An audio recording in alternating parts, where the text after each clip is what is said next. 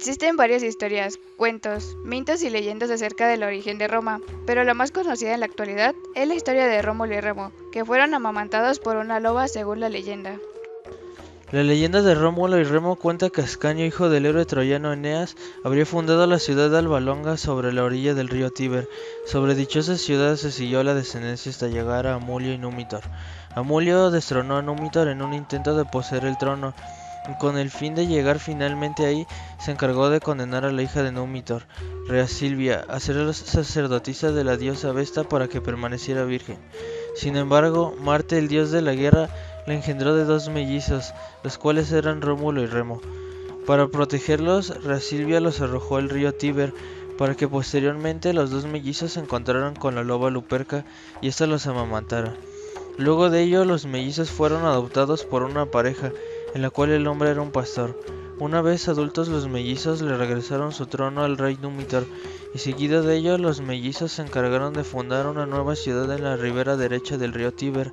Aunque en ese intento de fundar una nueva ciudad, Rómulo mató a Remo por conflictos entre hermanos, llevando a Rómulo a crear la ciudad con el nombre que se daría honor a su hermano muerto, Roma.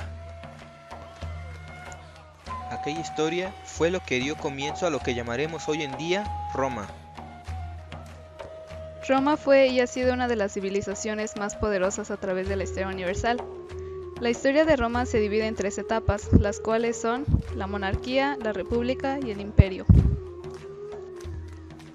La monarquía romana se desarrolló desde el año 753 a.C. hasta el año 509 a.C. Durante este periodo de tiempo gobernaron reyes, como el rey etrusco. También durante este periodo de tiempo, poco a poco el arte romano estaba comenzando a tener fuerza debido a que conquistaron los griegos.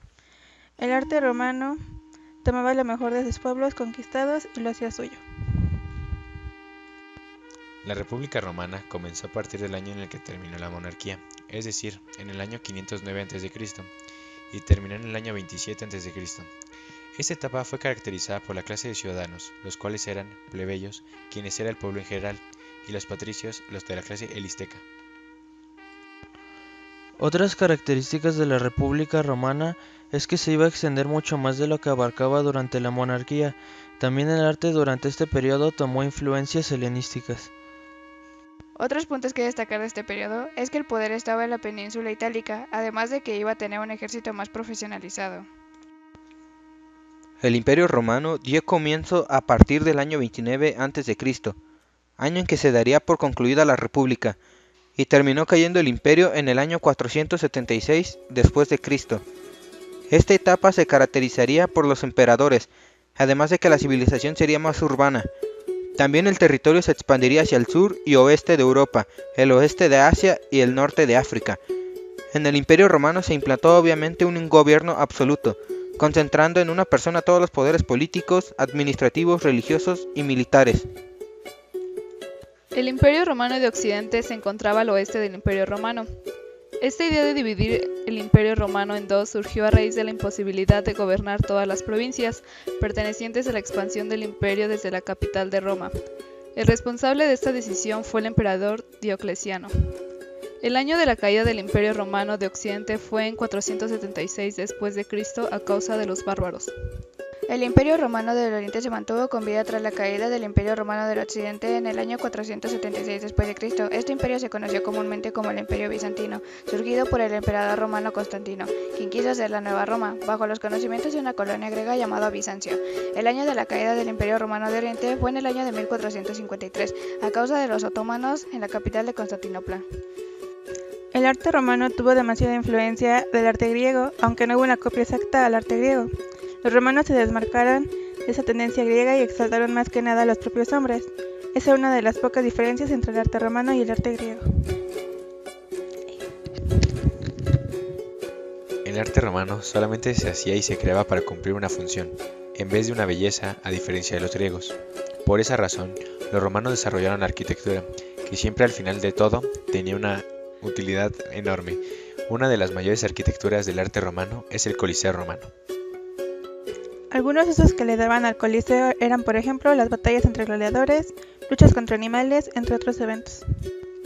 Otro dato curioso, o mejor dicho relevante, es el Coliseo romano. Ha tenido demasiada influencia en los tiempos actuales, ya que en la actualidad todos los estadios de fútbol soccer, independientemente de que estuvieran o no ovalados, no se les ha encontrado otra forma de construirlos. Todos los estadios de fútbol soccer tienen influencia en la estructura del Coliseo romano. Además, la tradición del entretenimiento ha sido otro factor para poder relacionar el estadio con el Coliseo romano. También el arte romano estuvo repleto de bustos, esculturas de gobernadores, retratos de emperadores y arcos triunfales. Otro elemento para destacar del arte romano es la escultura, en donde destacaba el retrato y el relieve. En la escultura, el retrato tuvo origen del arte etrusco y en el mundo del griego helenístico. Una de las características de la escultura es que usaban como materiales el bronce y el mármol. Para la época republicana, el retrato será más realismo, con mayores detalles faciales. Por otra parte, para la época del imperio, tendrá un sentido más político que estético. También otro elemento a mencionar es la pintura. Esta más que nada tiene influencia del arte griego.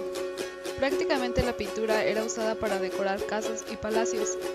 De la pintura griega se puede desglosar en cuatro: la arquitectónica, que era de la disolución del muro; la de incrustación, que es la imitación de mármoles de la época helenística; la ornamental, que es la combinación del estilo de incrustación y la arquitectónica; y por último, la ilusionista, que es la más confusa, ya que toma elementos del estilo ornamental y la arquitectónica. Y otro elemento más del arte romano es el mosaico, que a pesar de ser llevado a cabo por los griegos, los romanos lo desarrollaron a la perfección. Su uso se basaba para decorar paredes y techos, pero luego después se fue formando costumbre de decorar también el suelo. Los mosaicos están compuestos por pequeñas piezas cúbicas llamadas teselas, aunque los materiales son muy variados para los mosaicos. El arte romano ha sido una de las artes más grandiosas que ha habido en toda la historia del arte.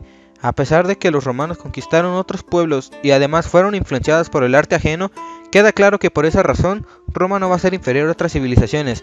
De hecho, se va a considerar que Roma hizo un poco más de progreso, al decirlo así, en ciertos aspectos artísticos, como por ejemplo la arquitectura. Y eso sería todo sobre el arte romano.